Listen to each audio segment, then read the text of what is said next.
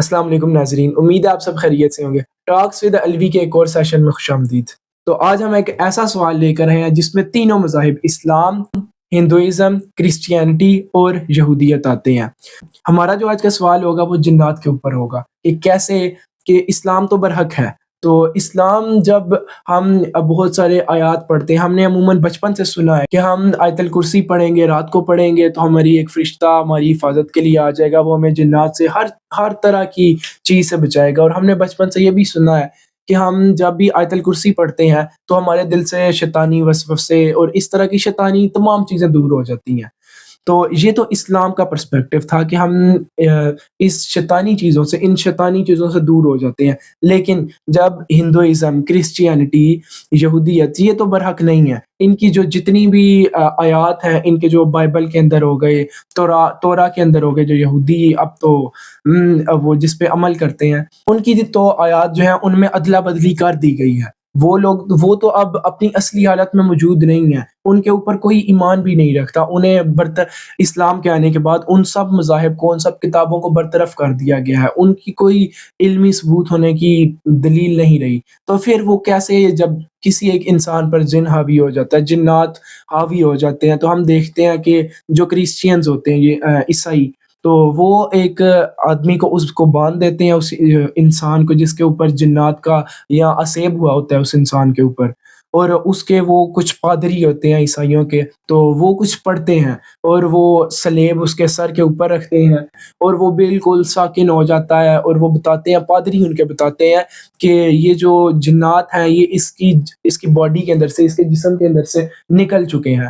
تو وہ تو بالکل برحق نہیں ہے۔ اسی طرح ہندوؤں کا بھی ہے، وہ ان کے پنڈت ہوتے ہیں، وہ پتہ نہیں آگ کے اندر کچھ اگنی کی طرح پھینکتے ہیں، اسی طرح جنات کا انخلاء ہو جاتا ہے جسم کے اندر سے۔ تو اس کا ہم آج سوال پوچھیں گے کہ وہ تو برطرف ہو چکے ہیں، ان کی آیات سچی نہیں ہے، لیکن پھر بھی وہ کیسے جنات پر قابو کر لیتے ہیں، اس کی آج ہم تفصیل جانیں گے عمار بھائی سے۔ جی سب سے پہلی بات تو یہ ہے کہ ایک لفظ کا میں اس کی تصحیح کرنا چاہتا ہوں۔ جو آپ لفظ بول رہے ہیں کہ برطرف ہو گئے، سب سے پہلی بات تو یہ ہے کہ ہندو، عیسائی، یہودی اور اسلام، ان چاروں کو آپ ایک کیٹیگری میں نہیں رکھ سکتے۔ ہاں، حق اور باطل میں آپ یہودی، عیسائی اور ہندو ایک کیٹیگری میں کر لیں اور اسلام کو دوسری میں رکھ لیں، یہ ہو سکتا ہے۔ لیکن جو علمی طور پر تقسیم کی جاتی ہے وہ تقسیم ہوتی ہے کہ آسمانی مذہب اور غیر آسمانی مذہب۔ تو یہودی، عیسائی یہ اور اسلام تیسرا، یہ آسمانی مذاہب ہیں جی، اور ہندو جو ہیں وہ غیر آسمانی مذاہب ہیں۔ بالکل، یہ ایک بات کا اضافہ تصحیح ہوگی۔ اب دوسری بات اہم وہ یہ ہے کہ آپ نے کہا کہ ان کی کتابیں، ان کی تعلیمات برطرف ہو گئی۔ جی، برطرف کا لفظ ہم نہیں بول سکتے، ہاں اتنا ہم ضرور کہیں گے کہ سب سے پہلے زبور آئی حضرت داؤد علیہ السلام پر، جی، اور ان سے پہلے صحیفے آتے رہے، حضرت ابراہیم علیہ السلام پر صحیفے آئے وغیرہ، ان کے اندر تحریفیں کر دی گئیں، رد و بدل کر دیا گیا۔ تو تورات کو اللہ تعالیٰ نے کہا کہ ہم نے اس کو مصدق بنایا۔ قرآن میں بھی تورات کی جو صفت آئی ہے وہ مصدق ہے، یہ تصدیق کرنا ہے۔ زبور سے پہلے کوئی 300 کے قریب شاید آئے تھے صحیفے، ان کی تعداد مورخین بتاتے ہیں، لیکن صحیح تعداد حدیث کے اندر نہیں، بس صحیفے آئے۔ ابراہیم علیہ السلام کا صحیفہ، موسیٰ علیہ السلام پر تورات کے علاوہ بھی صحیفہ آیا، اچھا، ہر نبی کے لیے ایک صحیفہ آتا ہے۔ اب تورات مصدق ہے، یعنی ان صحیفوں کے اندر جو رد و بدل ہوا، تورات اس کو کلیریفائی کرتا ہے کہ یہ صحیح ہے کہ نہیں صحیح۔ پھر تورات کے اندر لوگوں نے رد و بدل کیا تو انجیل کو مصدق بنایا، تصدیق کرنے والے۔ اب کیا ہوتا تھا کہ انجیل کے جو ٹاپکس تورات سے ملتے ہیں وہ حق ہیں تورات کے، اور جو نہیں ملتے وہ رد کر دیے۔ پھر انجیل کے بعد اس کے اندر تحریف ہونے لگی، رد و بدل ہونے لگی، تو قرآن آیا۔ قرآن کو بھی مصدق کہا، وَأَنزَلْنَا إِلَيْكَ الْكِتَابَ بِالْحَقِّ مُصَدِّقًا لِمَا، تو مصدق جو ہے تصدیق کرنے والا۔ اب جو تورات اور انجیل کے ٹاپکس قرآن سے ریلیٹ کریں گے ہم وہ کہیں گے کہ وہ آسمانی ہیں، جو نہیں تو ہم کہیں گے کہ یہ آسمانی نہیں ہے، برطرف نہیں کریں گے، ہم کہیں گے کہ یہ انسانوں کی داخل شدہ کتاب ہے، یہ کتاب کے اندر اندراج ہے، ہم اس کی تصحیح نہیں کر سکتے۔ تو پہلی بات تو یہ ہوگی کہ برطرف نہیں ہوئے بلکہ تحریف شدہ کتاب ہے۔ اب جو آپ نے بات کہی کہ جو جنات ہیں ان کو وہ لوگ ان کا علاج بھی کرتے ہیں، ان کو قابو بھی کر لیتے ہیں، جنات ان کے موکل بھی ہوتے ہیں، ان کی بات مانتے بھی ہیں۔ تو بات یہ ہے کہ آپ کہہ رہے ہیں کہ وہ حق پر نہیں ہے تو پھر یہ کیوں کر لیتے ہیں، اور ہم حق پر ہیں تو صرف ہمیں ہی حق ہونا چاہیے۔ میں یہی پوچھنا چاہوں سب سے پہلی بات تو ہم یہ سمجھ لیں کہ جنات کو قید کرنا، ان کو موکل بنانا، یہ شریعت میں جائز نہیں ہے، کیونکہ آپ ایک آزاد مخلوق کو قید کر رہے ہیں اور آپ شیطانی مہمات کے لیے قید کر رہے ہیں، تو شریعت نے اس کی اجازت نہیں دی۔ اگر شریعت اس کی اجازت دیتی تو نبی کریم صلی اللہ علیہ وسلم کے بھی موکل جن ہوتے۔ اگر شریعت اجازت دیتی تو صحابہ کرام کے بھی موکل جن ہوتے، کسی صحابی کا آج تک تھا، کسی تابعی کا نہیں۔ یہ تو لیکن میں نے کئی علماء کو دیکھا ہے، وہ میں نے سنا ہے، ایسا میں نے دیکھا نہیں ہے کہ وہ ان کے ہوتے ہیں اس طرح جن اور وہ اچھے کام کرواتے ہیں۔ میں اسی طرف آ رہا تھا کہ یہ بات کی اختراع ہے، صحابہ کرام اور نبی کریم صلی اللہ علیہ وسلم کے دور میں یہ نہیں تھا۔ جنات کے متعلق صرف ایک نبی آتے ہیں سلیمان علیہ السلام کہ جن ان کے تابع تھے اور وہ کام، اس کے علاوہ کسی نبی کے، وہ جو مشہور حدیث ہے کہ نبی کریم صلی اللہ علیہ وسلم نے ایک جن کو پکڑا اور مسجد نبوی کے ستون سے باندھ دیے۔ نبی کریم صلی اللہ علیہ وسلم کہنے لگے کہ میرا دل چاہتا تھا کہ صبح مدینہ کے بچے اس جن سے کھیلیں، یعنی جو یہ تنگ کرتا ہے لوگوں کو تو اس کو بھی تنگ کریں، لیکن مجھے اپنے بھائی سلیمان کی دعا یاد آ گئی کہ اللہ مجھے ایسی بادشاہت عطا کرنا کہ میرے بعد کسی کو نہ دینا۔ تو سلیمان علیہ السلام کی بادشاہت کیا تھی؟ جن قابو میں تھے، تو کہیں میں بھی اس بھائی کی دعا میں شامل نہ ہو جاؤں، تو میں نے ان کا لحاظ کرتے ہوئے جن قابو ہی نہیں۔ تو اب پہلی بات تو یہ ہے کہ جنوں کو قابو کرنا اور یہ ان سے کام نکلوانا، چاہے اچھے ہوں یا چاہے برے ہوں، یہ انسان ہے، نفسانی خواہشات ہیں، جو اچھے کرتا ہے وہ برے بھی کروائے گا، تو یہ جائز ہی نہیں ہے، اس کو شریعت نے جائز نہیں کیا۔ اہل تصوف نے اس کو جائز کیا، مصرف نہیں جاتا۔ بہرحال اس کا کوئی ثبوت نہیں ملتا، جائز ناجائز کو بھی چھوڑ دیں، آپ کہیں کہ اس کا کوئی ثبوت شریعت میں نہیں ملتا اس واقعے کا، جنات کے قید ہونے کا، جنات کو قید کرنے کا، ان سے کام نکلوانے کا کوئی ثبوت شریعت میں نہیں ملتا۔ اب رہی بات اگلی کہ جنات کی، پہلے ہم ان کا بیک گراؤنڈ سمجھتے ہیں تاکہ ہمیں سمجھ آئے۔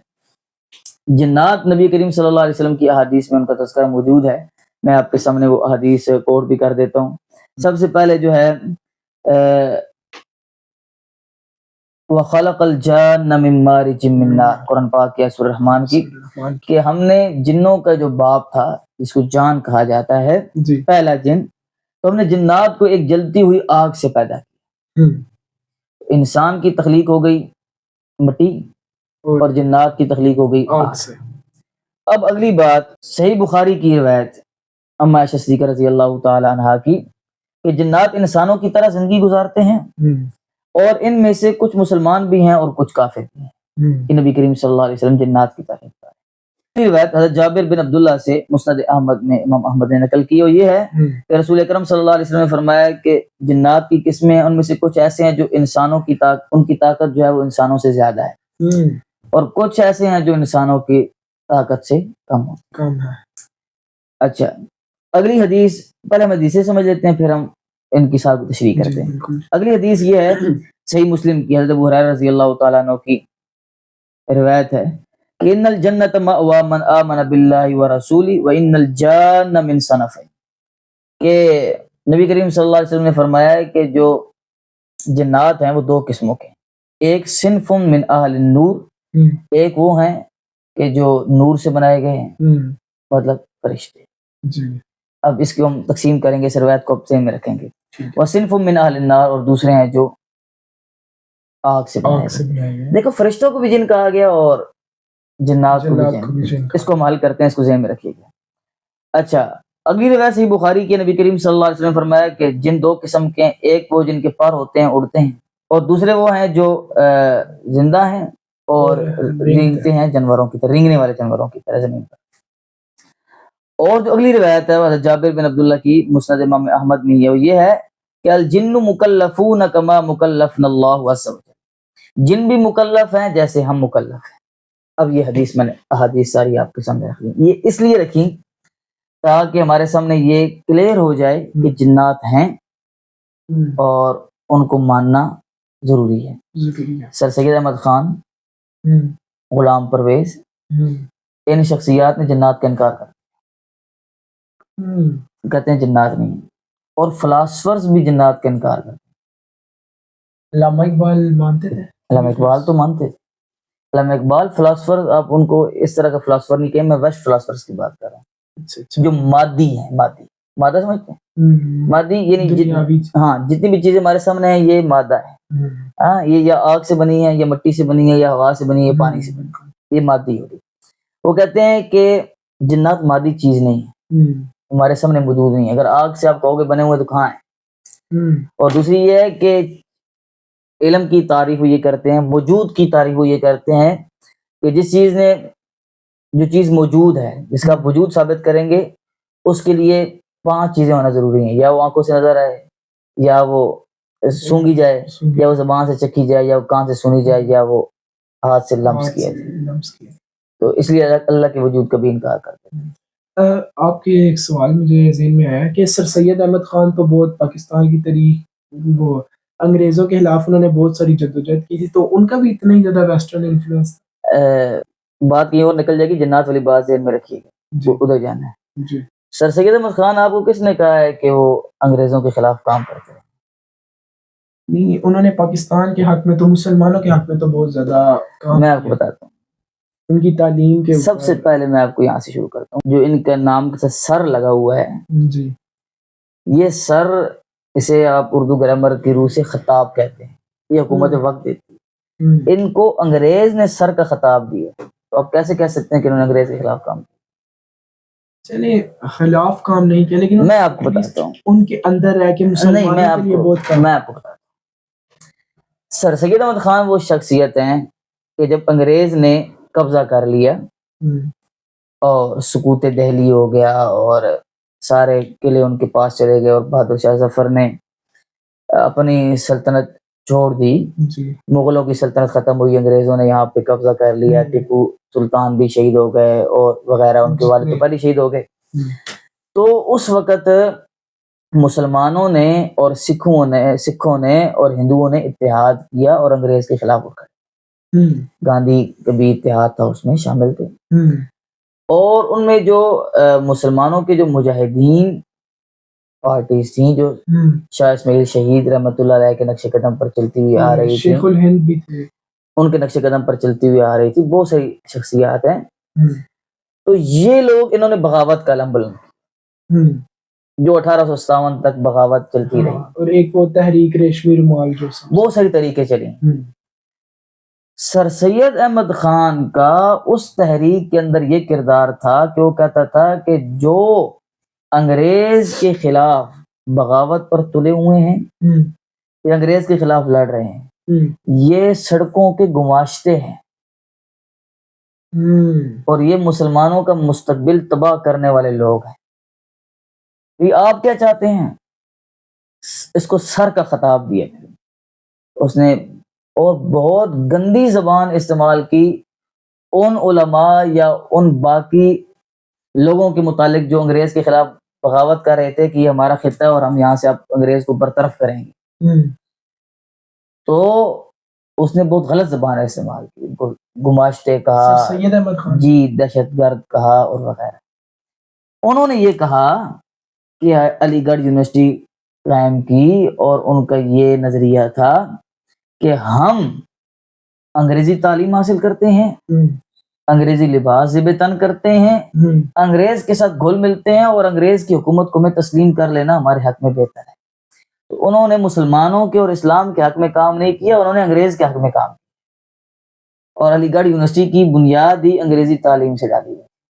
یہی تو ہمیں مطالعہ پاکستان کے اندر جو ہے وہ گن کرایا جاتا ہے. اب جب میں مطالعہ پاکستان پڑھاتا ہوں اور میں بچوں کو جب سر سید احمد خان کو بتاتا ہوں تو میری طرف دیکھ رہے ہوتے ہیں آ کے پھاڑ پڑھ کے کہ یہ بندہ پتہ نہیں کہاں سے آ گیا. اس کی وجہ یہ ہے کہ وہ سر سید احمد خان کے عجیب سا ایک ہیرو ٹائپ بنا کے پیش کیا. کیوں؟ انگریز نے بنایا ہے نا. دیکھو آپ اپنی حالت دیکھو، آپ لوگ بات کہیں سے کہیں نکل گئی ہے، لیکن آپ اپنی حالت دیکھو کہ اس نے انگریزی ثقافت، انگریزی کلچر اور انگریزی تعلیم کو اس طرح ہم پر حاوی کیا کہ آج آپ دیکھ لو کالجز اسکولوں میں کیا ہر حال ہے. جگہ یعنی ہمیں ہماری زبان بڑھانے کے لیے منتیں کرنی پڑتی ہیں کہ یار اردو گرامر سیکھ لو، پڑھ لو، اردو سیکھ لو. ہماری زبان بند ہو رہی ہے، ہماری زبان ختم ہو رہی ہے. پیپر سے ایک دن پہلے پڑھتے ہیں اور وہ بھی اس کے بعد بھول جاتے ہیں کہ کیا یہ سب. میں کالج میں پڑھا رہا ہوں، آپ کالج پڑھ رہے ہیں، سب یہی سین چل رہا ہے. یہ اس نے یہ کام کی. اور پھر آپ دیکھیں ثقافتی اتنا، آپ دیکھیں ہمارے بانی پاکستان کا لباس کیا تھا مسلمانوں کا، یا بر صغیر کا کلچرل لباس یہ تھا کہ شیروانی اور سر پہ وہ جناح ہیٹ. غالب مووی میں بھی وہ دکھائی گئی، یا غالب کے کلچر میں بھی یہ چیز دکھائی گئی. اور اب دیکھو کہ انگریز نے عدالت کے اندر یہ رکھا. ابھی جب انہوں نے عدالت کی کارروائی کو لائیو چلایا تو اس وقت یہ چیز ریویل ہوئی، پھر انہوں نے ہٹایا کہ جو جج کے پیچھے پی اے کھڑا ہوا ہے، جج نے انگریزی وہ مخصوص جبہ پہنا ہوا ہے، بلیک کلر کا، اور جو پیچھے پی اے کھڑا ہوا ہے اس نے شیروانی اور جناح کیپ پہنی. یعنی وہ اپنے عمل سے یہ بتا رہے تھے کہ ہم نے تمہیں اپنا غلام بنایا ہے. تمہارے لباس، تمہارے کلچر، تمہاری ثقافت، تمہاری زبان کو ہم نے غلام بنایا.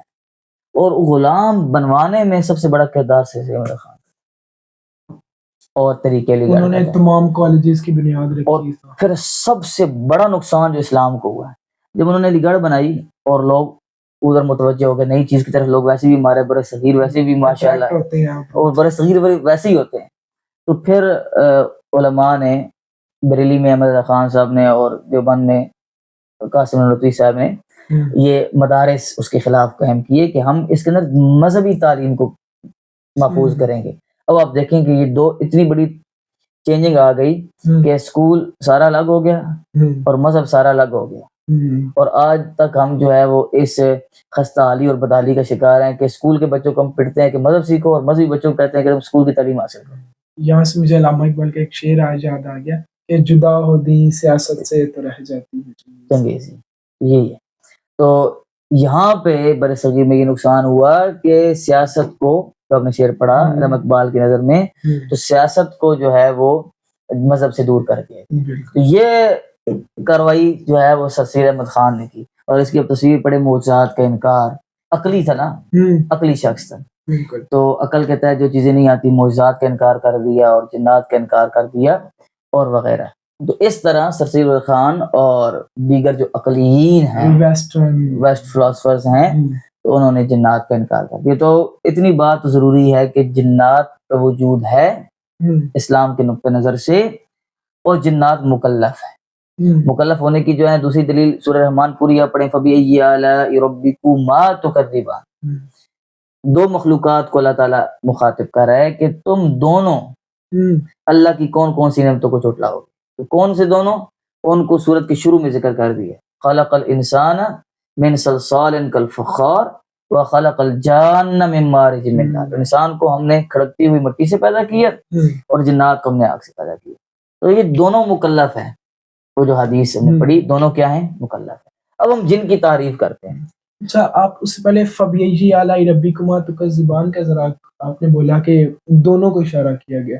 اس کا تو ہم نے ترجمہ پڑھا کہ تم اللہ کی یا اپنے رب کی کون کون سی نعمت کو جھٹلاؤ گے. وہ کما کا جو ہوتا ہے نا، کا کما کم، کما تُكَذِّبَانِ کا ایک مخاطب، کما دو.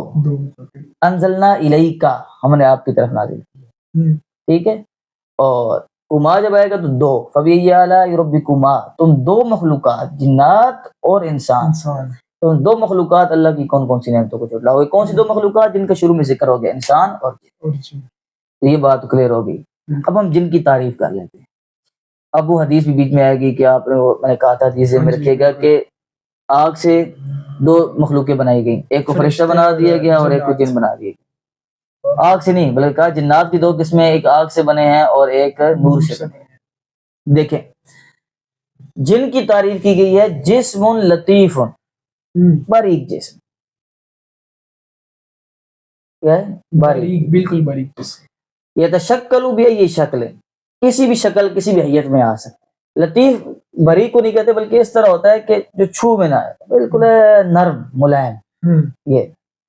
یہی فرشتے کی بھی تعریف کی گئی ہے کہ وہ بھی جسم لطیف ہے اور وہ بھی کسی بھی شکل میں آ سکتا ہے. جیسے جبرائیل علیہ السلام کبھی انسانی شکل میں آ جاتے تھے، کبھی حضرت کبیر رضی اللہ تعالیٰ عنہ کی شکل میں آ جاتے تھے، کبھی اپنی اصلی حیت میں آ جاتے تھے.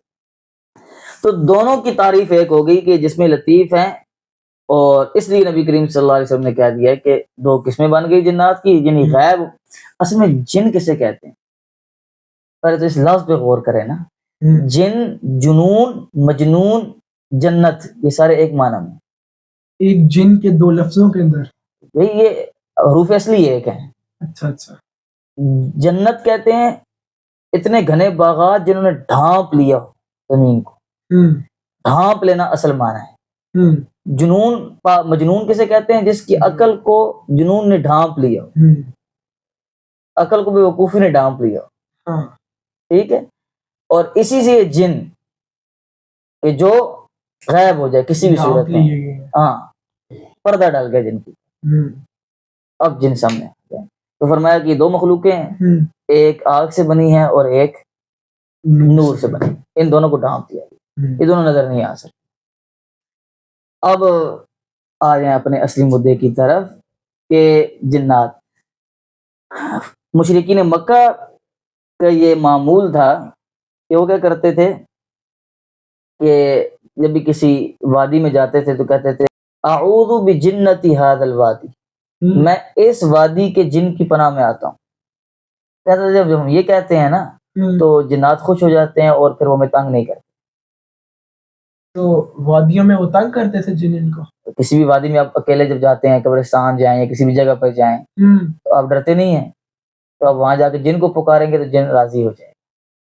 تو یہ ان کے ایک نظریہ بنا ہوا، نظریہ تھا. ان کا یہ خیال بنا ہوا تھا کہ ہم جن کو پکاریں گے تو جن خوش ہو جائے گا اور پھر ہمیں تنگ نہیں کرے گا اور جن ہماری حفاظت کرے گا. تو جنات کو پکارتے تھے اور جنات کی تعریفیں کرتے تھے، اور جنات جو ہے وہ کاہنوں کے پاس آتے تھے اور ان کو آسمانی خبریں بتاتے تھے. اصل مدعا یہ ہے کہ جنات کو قید کرنا یا جنات کا علاج کرنا، اس کا کسی مذہب کے صحیح اور غلط ہونے سے تعلق ہی نہیں.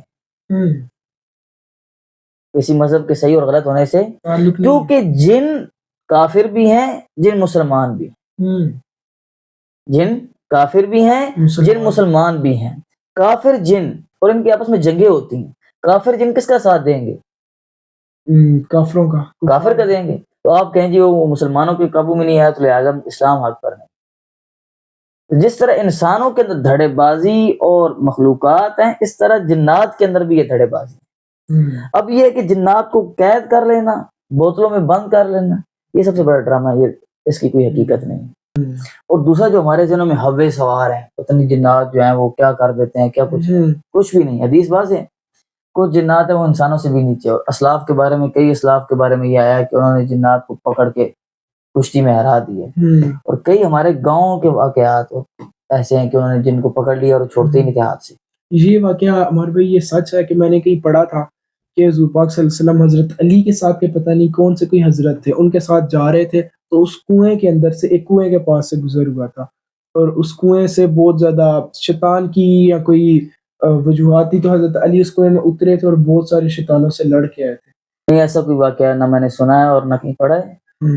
ممکن ہے وہ، لیکن بظاہر اس کا کوئی حقیقت سے تعلق نہیں لگ رہا. بس یہ ہوے بنائے جاتے ہیں. تو میں یہ بتا رہا تھا کہ یہ جنات کے بارے میں جو ہوے کریٹ کی، پتہ نہیں وہ کیا کچھ کر دیتے ہیں اور کہاں سے کیا کچھ بھی نہیں کر سکتے.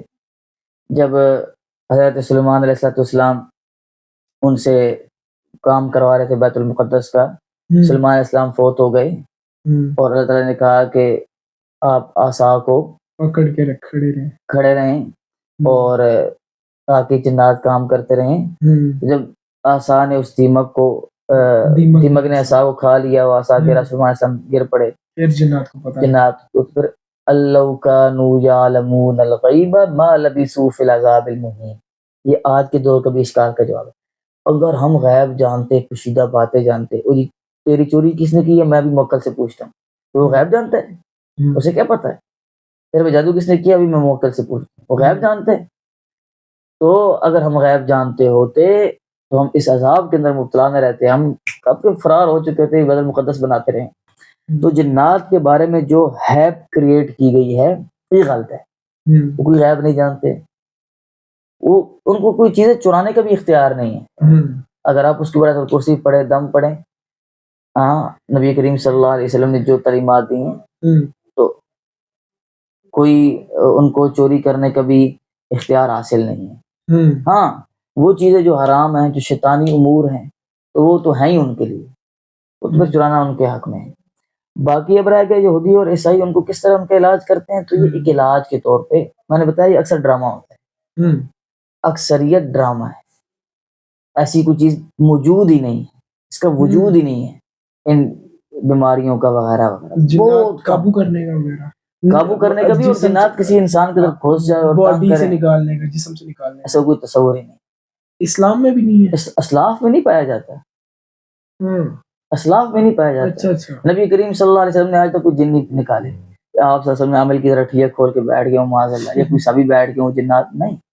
ہاں جو جنات کی تعلیمات نبی علیہ السلام کے دور میں وہ کیا ہیں کہ جنات کی ایک جماعت کو ہوئی، قلوحی الیہ انہ استمع نفر من الجن فقالوا انا سمعنا قرآنا عجبا یہدی الی الرشد فآمنا بہ، ہم اس پر ایمان رکھتے۔ جنات کا وجود ضرور ہے، لیکن وہ جسموں میں گھس جاتے ہیں اور انسان کو کیا سے کیا کر دیتے ہیں، اور اس کا کوئی تصور نہیں ہے۔ اور باقی جو آپ نے کہا ہے کہ اگر ہیں تو وہ علاج کیسے کر لیتے ہیں، تو میں نے آپ کو بتایا ہے کہ توراہ میں یا انجیل میں بھی اللہ تعالیٰ کی آیات موجود ہیں، تو علاج تو اللہ کے نام سے ہوتا ہے۔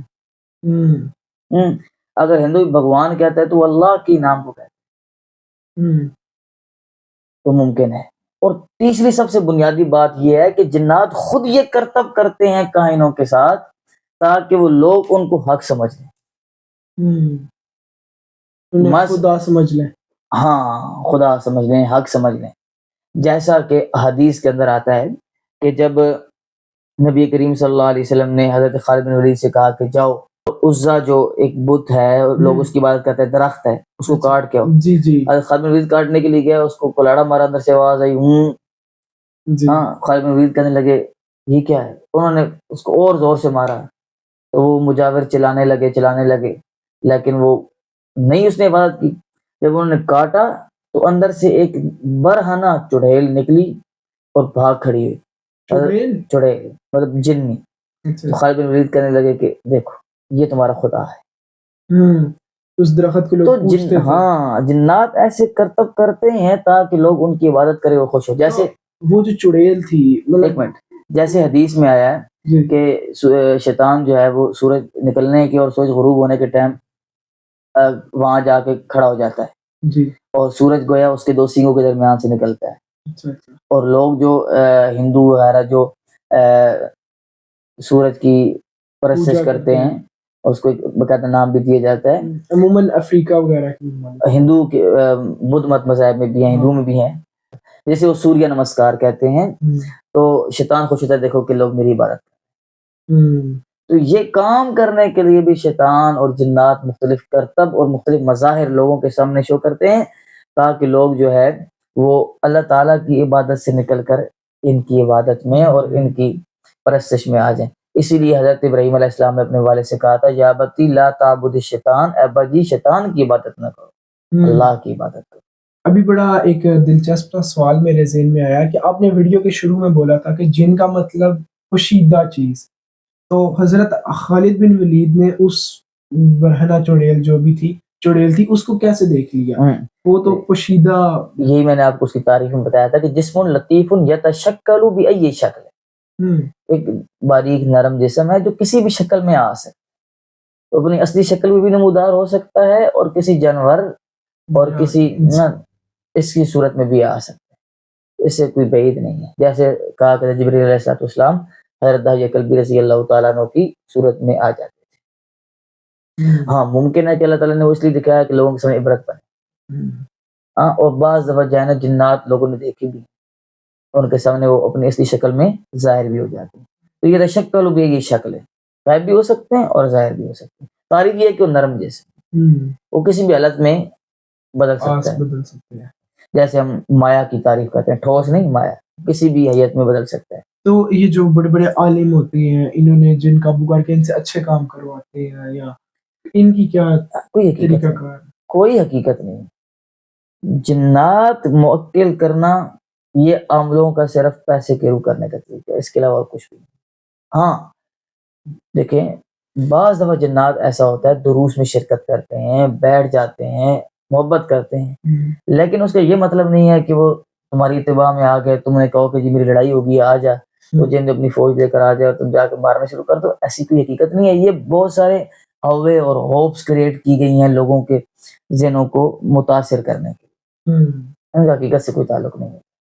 یعنی اس کو بہت بڑھا چڑھا کے عالمی کوئی دیوتا ٹائپ چیز بنا کے پیش کر دی جاتی ہے۔ اب جو ایک بات جو ہم اس کو کر لیتے ہیں، کالا جادو۔ کالا جادو جو ہے یہ جنات سے مدد طلب کی جاتی ہے، جیسے میں نے بتایا مشرکین مکہ کرتے تھے وغیرہ، یہ موکل کرتے ہیں جی۔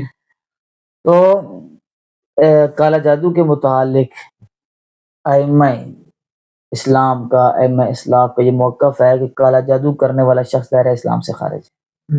ہاں اس پہ اختلاف ہے کہ اس کو توبہ کرنے کا موقع دیا جائے گا یا اس کی پہلے گردن اڑا دی جائے گی، اس پہ تو اختلاف ضرور ہے۔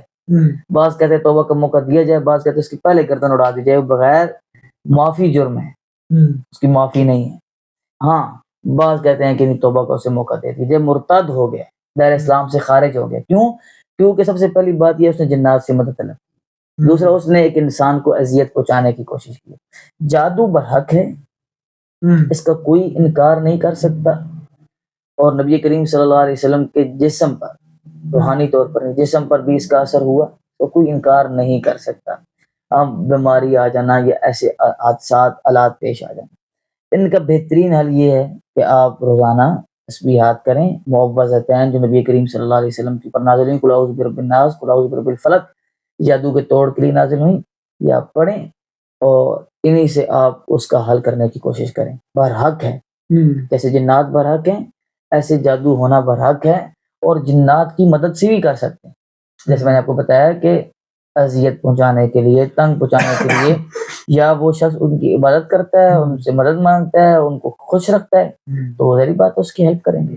اور کئی خواتین کا بھی ہوتا ہے کہ ایک یہ مت بنی ہوئی ہے کہ لڑکیاں کھلے بال آسمان کے نیچے جائیں رات کو تو ان کے اوپر جن وغیرہ جو نہیں، یہ تو ایک ہوے اور ہوپس کریٹ کی گئی ہیں۔ دیکھیں ہو بھی سکتا ہے، لیکن وہ یہ نہیں ہے کہ پکا چمٹ جائے، نہیں، ایک تکلیف دے گا دفع ہو جائے گا۔ اب اعمال اپنے جاری رکھیں، اور بہترین اس کا حساب جو ہے وہ قلعہ وہ آیت الکرسی ہے، اس کو صبح شام جاری رکھیں، اور اللہ پر بھروسہ رکھیں۔ سب سے بڑی بات یہ ہے کہ جن، جادو، تعویذ، یہ اس وقت تک آپ کو نقصان نہیں پہنچا سکتا جب تک اللہ نہ چاہے۔ یہ تینوں کس کی مخلوق ہیں؟ اللہ، جن، تعویذ، جادو، اللہ کی مخلوق ہے۔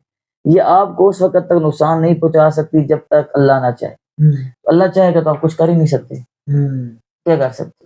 کچھ بھی نہیں کر سکتے۔ اللہ نے لکھ دیا آپ کے تو کچھ کر سکتے ہو؟ کچھ نہیں کر سکتے۔ تو اس کو انسان جب اس نظریہ سے دیکھے گا کہ یار اللہ کی مرضی ہے، اللہ نے بھیجا ہے، اللہ یہ چاہتا تھا آزمائش بھیجا تاکہ میرے ایمان کو اور مضبوط کرے، مجھے جنت میں اور اعلیٰ مقام دے۔ جب آپ یہ چیز سوچیں گے تو پھر آپ لوگوں پر شک کریں، فلانے نے جادو کر دیا، فلانے نے جادو کر دیا، اور فساد، دنگے اور خاندانی خانہ جنگیاں، یہ سب ختم چیزیں ہو جائیں گی۔ صحابہ کرام کے دل میں یہ چیزیں کیوں نہیں تھیں؟ کیونکہ ان کا ایمان مضبوط تھا کہ اللہ کے اذن کے بغیر کچھ ہو ہی نہیں سکتا۔ سب سے بنیادی بات یہ ہے کہ اللہ جب چاہے گا تو جنات آپ کو تنگ کریں گے وغیرہ، تو آپ اللہ کو راضی رکھیں اور اللہ کی مشیت پر راضی رہیں۔ تو چلیے ناظرین، آپ نے آج ہمارے ساتھ جانا جنات کی دنیا اور ان کا رہن سہن، ان کے طریقے، یہ کس طرح انسان کے جسم پر حاوی ہوتے ہیں، ان کا اسلام کے اندر، کرسچینٹی، ہندوازم، ان کے اندر کیا ان کا ایک بنیادی مقام ہے۔ تو ناظرین، امید ہے آپ سب کو ویڈیو پسند آئی ہوگی۔ ملتے ہیں اگلی ویڈیو کے اندر، تب تک کے لیے اللہ حافظ۔